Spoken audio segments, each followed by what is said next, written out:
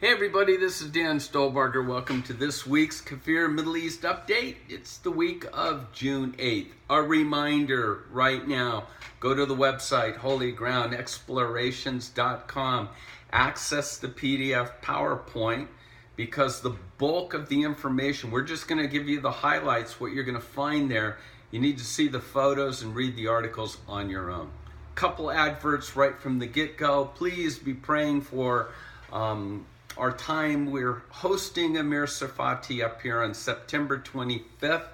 We'll have a kind of an exclusive private lunch with him for those that are interested to kind of just pepper Amir with some Q&A. But also that evening at the Kroc Center in Coeur d'Alene, Idaho, we'll be hosting Amir there. He'll give two separate presentations. You can find all this information on our website. Please keep it in your prayers. We really want a full house. We think the world of Amir and think he's got a lot to say, and we need to have ears to hear what the Lord, through Amir, will be speaking to believers today. Upcoming tours, Off the Beaten Path, October 14th through the 24th, and then Revealing Israel, October 25th through November 3rd. Two different types of tours. Check out the itineraries on our website. So let's jump in. Again, a reminder, all the articles, we're just going to touch upon these in this YouTube, but you can read all the articles on your own if you access that PowerPoint. So what are we covering this week? Well, the headlines have to do with the terrorism in Gaza, obviously.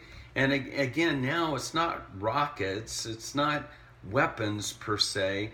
It's now what's called eco-terrorism that has to do with throwing bombs into fields, Molotov cocktails, kites, balloons. The numbers are staggering that's taken place. You'll see in our statistics and later on in this article, over 300 a week. And again, I always just ask the question, what would we do if this was happening on our Canadian border or our border with Mexico? Rockets being shot over, balloons, kites with Molotov cocktails. Again, it only takes a spark, as you know, to get a fire ablaze. And that's what's taken place in Israel. No big surprise here. Iran's notified the International Atomic Energy Agency that it's planning to, are you ready for this? Increase its uranium enrichment capacity. Pompeo tweets, we're watching these reports that Iran plans to increase its enrichment capacity. Now, this almost sounds like it's coming out of the mouth of Netanyahu, but it says, Pompeo says, we will not allow Iran to develop a nuclear weapon. And Iran needs to be aware of our resolve. This ain't the Obama days where we erase all of our red lines. This is a red line. This is something that we need to keep our eye on. And then Shin Bet posted this last week saying that it thwarted a plot to assassinate Prime Minister Benjamin Netanyahu along with the Jerusalem mayor. Two men were arrested in East Jerusalem with ties to, you guessed it, Syria. Now let's take a little look at those fires that I talked about in Gaza.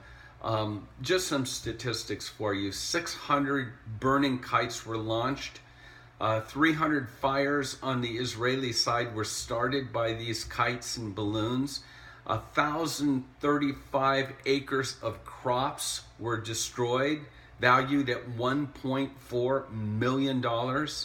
518 acres of Jewish national forest were in flames, and a total of 988 acres in the Besor Forest Nature Reserve were destroyed.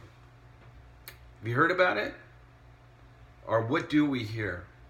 What's taken place on the Gaza border? What does the media share with you? I doubt if you have that information. Another article, last week we reported that the Russians were sort of strong-arming the Iranians saying, you're going to move out. You're not going to have any bases, no presence, especially along the Golan border of Israel. Well, not so fast. Various Iranian officials told the media last week, or actually on Sunday, that the Islamic Republic has no intentions of leaving Syria. And this was part of the reaction to the reports between Israel and Russia. So again, high alert, not so fast, we ain't leaving. And then just the whole situation with Syria and with Assad and Israel. A top cabinet member says that Syrian President Bashar Assad truly is a monster, but really not Israel's primary concern.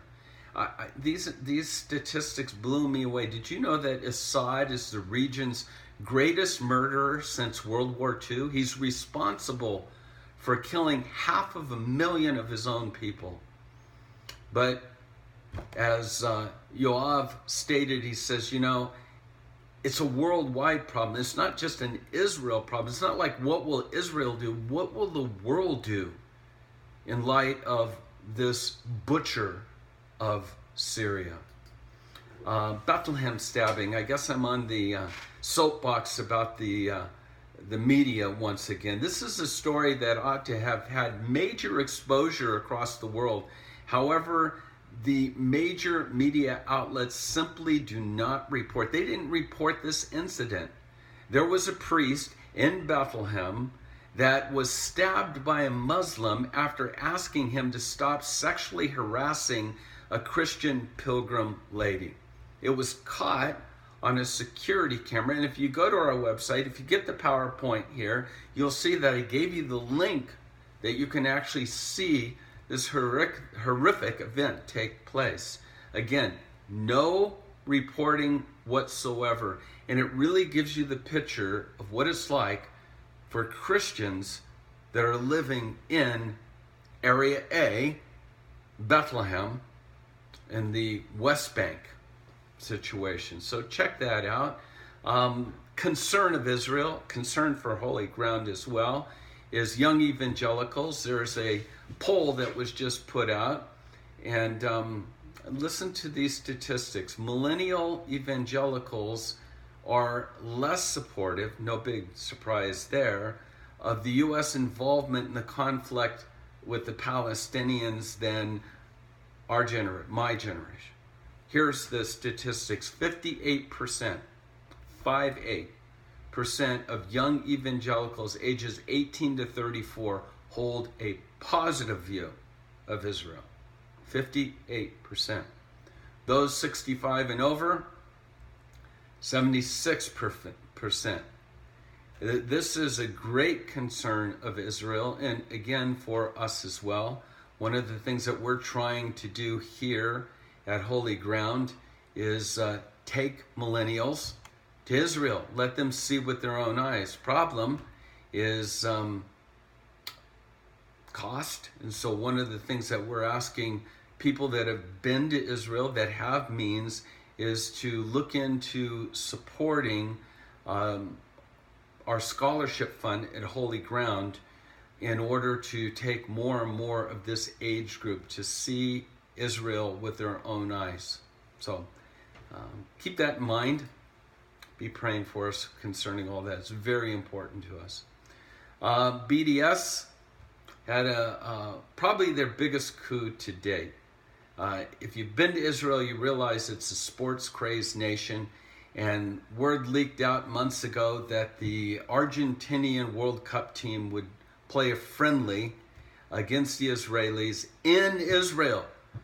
That means messy, right? And it sold out. Teddy Stadium in Jerusalem sold out in 20 minutes. And yet, last week, or 2 days ago, actually, the Argentinians canceled the friendly, the warm-up match for the World Cup, following pro-Palestinian protest, death threats given to Messi, Argentinian jerseys. You can see the pictures here, drenched in red paint to make it look like blood. The reality is that this is a major coup for the BDS, that because of the threats that took place, Argentina pulled out. And then last up, take a look at this article in Jordan. There's a lot of unrest. Jordan has been kind of a stronghold of holding things together.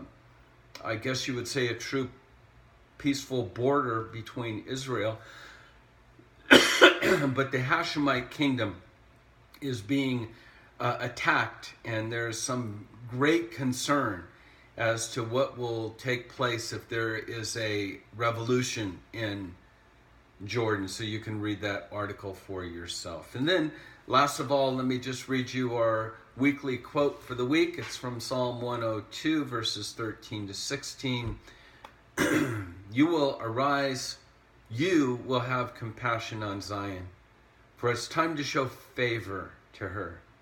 The appointed time has come. For her stones are dear to your servants. Her very dust moves them to pity.